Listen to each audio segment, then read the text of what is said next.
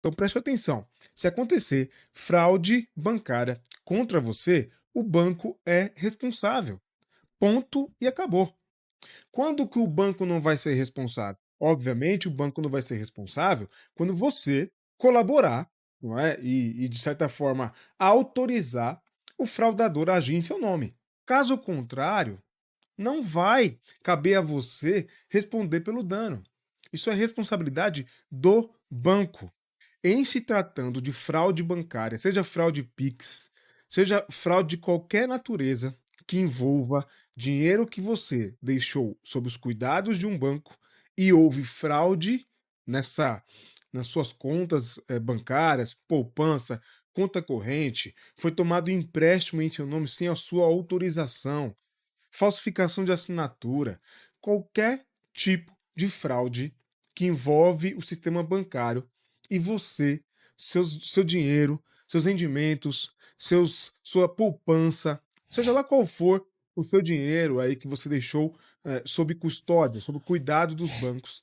Veja, preste atenção que é o resumo do resumo desse vídeo aqui.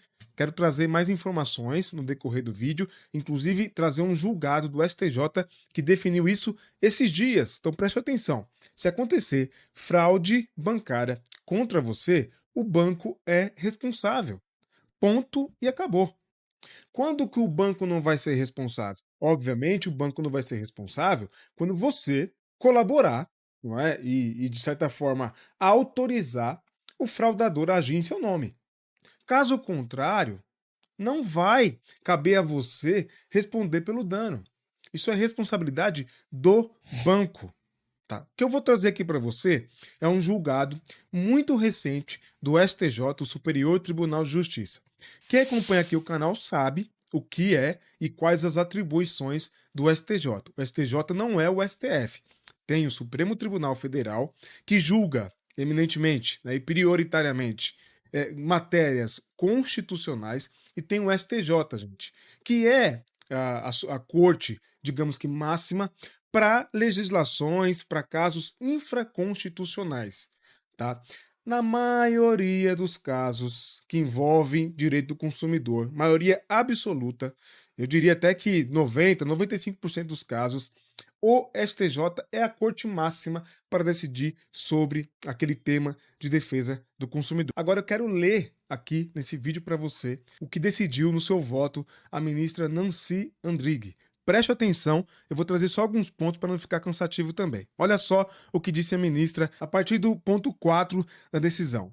A instituição financeira, ao possibilitar a contratação de serviços de maneira facilitada por intermédio de redes sociais e aplicativos, tem o dever de desenvolver mecanismos de segurança que identifiquem e obstem movimentações que destoam do perfil do consumidor, notadamente em relação a valores, frequências e objeto. Afinal de contas, pelo que pude entender do caso aqui que nós estamos analisando, o idoso não tinha hábito de tomar empréstimo bancário, tá? E nunca fez uma movimentação, nunca tomou um crédito dessa monta do caso aqui específico, que se não estou enganado, mais de R$ 80.000, tá?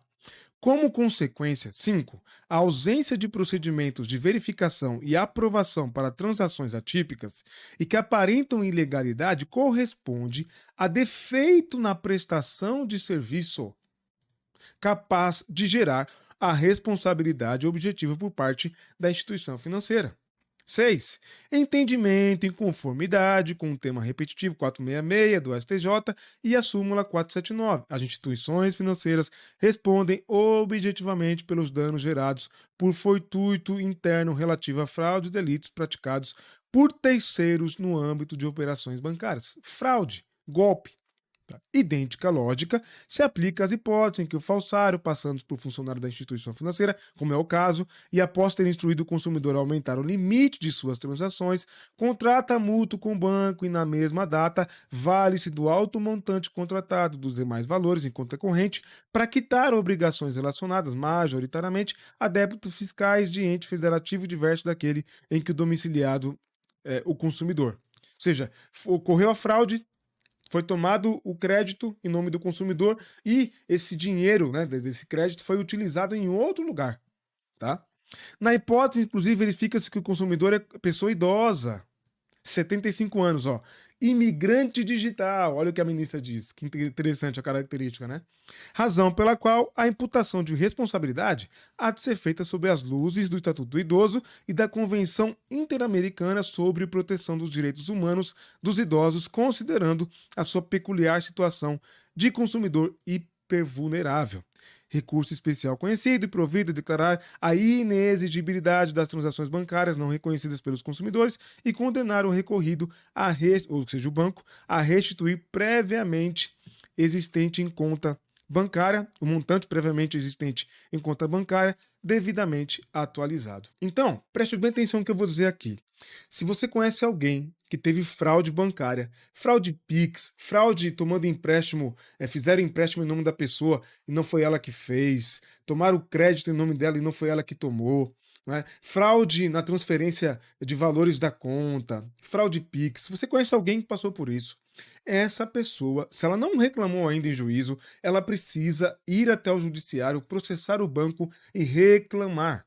Reclamar, entre outras coisas, mas principalmente a devolução do valor, se saiu algum valor da conta dela, ou se foi feito um empréstimo, tomado em crédito em nome dessa pessoa, a declaração da inexistência dessa relação, né? E, portanto, da sua inexigibilidade. Palavra estranha, grande, mais juridiquês, mas só para você poder entender. Não dê moleza aos bancos. Ouça o que eu estou dizendo, sou advogado, já há mais de 11 anos na advocacia, na defesa de, inclusive, consumidores. Já acionei todos os bancos que estão por aí, todos eles, já processei todos eles, tá? Por quê? Em defesa do consumidor, dos meus clientes, e você precisa agir. Se você conhece alguém, compartilhe esse vídeo com essa pessoa para que essa pessoa não tenha medo, preguiça de agir. Por quê? Porque os bancos, gente, eles têm um equipamento, né, um instrumental, né, a tecnologia, acesso à tecnologia altíssimo para precaver, para se precaver e para ajudar a gente a se precaver também dessas fraudes, desses criminosos, tá? Dessas fraudes que nos últimos tempos então só aumentam, né? Os bancos têm responsabilidade, segundo o judiciário. E essa responsabilidade só não existe, só é relativizada ou só é anulada quando nós, consumidores, somos de fato responsáveis por aquela fraude. Mais ou menos para dizer o seguinte: quando você entrega a sua senha na mão de um criminoso, tá? E olha que isso também pode ser relativo, porque se é alguém se passando por funcionário do banco, a depender da circunstância, até isso é relativo. Até assim, o banco pode ser responsabilizado. Veja bem o que é o caso desse vídeo. Um idoso recebeu uma ligação de alguém dizendo que era empregado de um banco. Esse fraudador, esse criminoso, falando com o idoso, disse o seguinte: olha, você precisa ir até o banco e aumentar o seu limite de crédito, tá? Urgentemente, porque sua conta vai passar por algumas alterações. O idoso, de boa fé, foi até o banco e aumentou o limite. Ao aumentar os limites dele, o fraudador conseguiu tomar empréstimo em nome do consumidor. Alguém pode dizer assim, mas como assim? Que absurdo, essa pessoa é tão leiga assim? Gente, o maior contingente afetado por fraude é de pessoas idosas.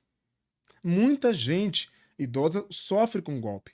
Quem tem idoso, principalmente, que recebe benefício do INSS, sabe muito bem o tanto que essas pessoas são assediadas de maneira legal. Legal é o jeito de dizer, né? Porque às vezes é bem abusiva essa oferta de crédito, né, em cima dos idosos mais velhos, aí beneficiários do INSS. E os fraudadores, criminosos, bandidos, vagabundos estão de olho nessas pessoas, não só para fazer saidinha em banco, mas agora para dar golpe por telefone, pela internet, por SMS no celular, pelo WhatsApp. Tá? Então, o que aconteceu? Esse empréstimo, o idoso foi feito em nome do idoso por esse fraudador. Depois chegou a conta lá para o idoso, né? Foi informado daquela pendência, daquele crédito, indignado. Não foi ele que fez aquele crédito, que tomou aquele crédito, processou o banco. Num primeiro momento, o judiciário entendeu que, porque ele aumentou o limite e possibilitou ali ter liberado ali um crédito, né, de empréstimo pessoal e de crédito pessoal, ele assumiu o risco. Um absurdo. É isso que a primeira instância e também a segunda instância, não é, desse caso, decidiram, foi um absurdo. Mas o STJ, que não é exatamente uma terceira instância, tá, gente? Mas aqui é coisa técnica, não cabe dizer aqui. Mas o STJ reanalisou o caso em si, analisou o seu posicionamento já sobre casos envolvendo fraude que envolve o sistema financeiro, o sistema bancário, e entendeu que não. O simples fato de o idoso aumentar o limite dele de crédito, né, fazer a opção por aumentar o limite de crédito, não constitui e não dá a presunção de que ele corroborou com aquela fraude. Não, sobretudo, e preste bem atenção nesse detalhe, porque essa tomada de crédito fugiu do padrão de consumo daquele idoso. E ninguém mais sabe sobre o nosso padrão de consumo do que os bancos, que têm ali, inclusive, a nossa confiança. Bancos onde nós temos conta, onde depositamos, não é? E confiamos as nossas rendas, poupanças, economias. Então, gente, é aqui que eu quero fazer novamente o alerta e dizer: se há fraude, o banco tem expertise, tem recursos, tem tecnologia, a tecnologia para proteger e garantir a proteção do consumidor.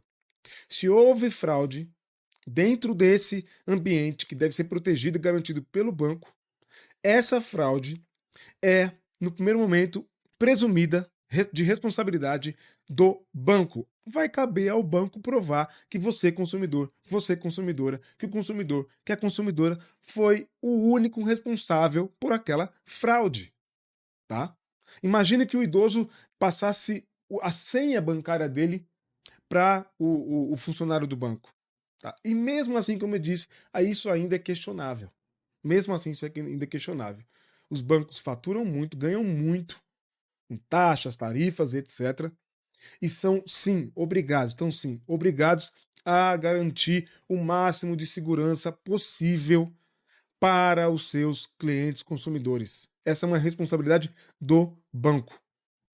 Por isso que a gente vê aí diversos comerciais, né, falando sobre golpes, fraudes, o banco tal não pede senha, não liga, não entra em contato, não vai motoboy na tua casa para pegar cartão e etc. Preste muita atenção e não vamos dar moleza para os bancos. Eles são responsáveis, eles ganham muito dinheiro nesse país, tem que garantir o mínimo de segurança digital, principalmente nesses tempos que chove, tá proliferando aí golpes dessa natureza. Não esqueça de se inscrever no canal e ativar todas as notificações, porque aqui o meu compromisso é com o seu direito. Toque no sininho aí, não basta só se inscrever.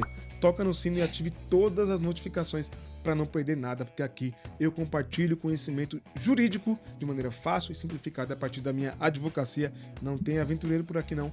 Pode ter certeza que tem muita responsabilidade, ética e transparência. Quer saber um pouco mais sobre esse tipo de direito? Quer entender um pouco mais? Quero fazer a sugestão de que você veja um vídeo, um outro vídeo aqui do canal. Esse vídeo aqui, ó. Assista esse vídeo, vai te ajudar com certeza. Quanto mais conhecimento, tenho certeza que melhor.